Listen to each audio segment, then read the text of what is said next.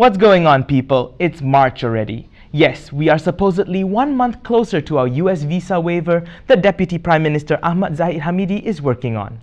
So now that the 2.6 billion ringgit donation scandal has been put to rest by Attorney General Apandi Ali, Prime Minister Najib has another fresh load on his shoulders. This morning, yet another blow came from the Wall Street Journal, alleging that over $1 billion were deposited into his personal bank accounts, which is inclusive of the 2.6 billion ringgit donation. Now, don't hold me to this, okay? The details are sketchy. The Wall Street Journal does not detail how it was deposited into the account, but it claims the money came from state investment arm One Malaysia Development Berhad and not from Saudi Arabia. I mean, okay, that's a lot of money right there we're talking about, and Najib, I just don't get it. Someone donated all that money to you, and you gave it back only to implement GST a couple of years down the road. Save for the future. Practice what you preach.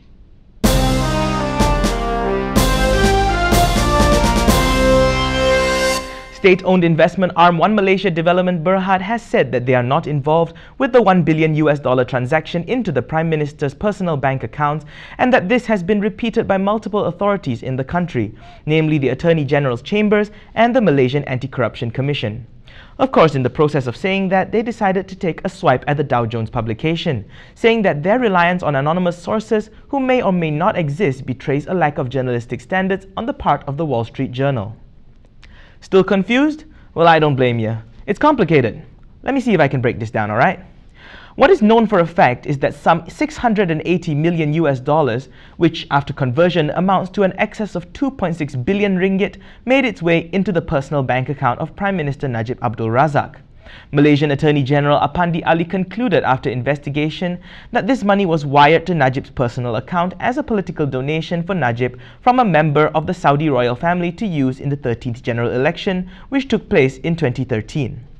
Some 2 billion ringgit or some $480 million was then returned to the said donor after the election as excess funds. What was turned up by some investigators in 2 other countries, however, paints a different story. According to the Wall Street Journal, it is believed that almost $2.4 billion originating from One Malaysia Development Berhad was transferred to British Virgin Islands-based firm called Abar Investments PJS Limited, which shares a name that is almost identical to Abar Investments PJS, a United Arab Emirates state-owned firm that deals with One Malaysia Development Berhad. It is believed that the British Islands-based firm then passed the money to some intermediary firms before some $680 million was transferred into Najib Razak's personal bank account. Most of the transferred funds were then later returned to the said intermediaries. As I said, details are sketchy, so that's all we've got for now. This afternoon, Petaling Jaya Utara parliamentarian Tony Phua, who has been following the saga very closely, said he has had enough of hearing the same excuse that the Wall Street Journal is part of a conspiracy to topple the Malaysian government, and wants Prime Minister Najib to come forward and answer the allegation once and for all.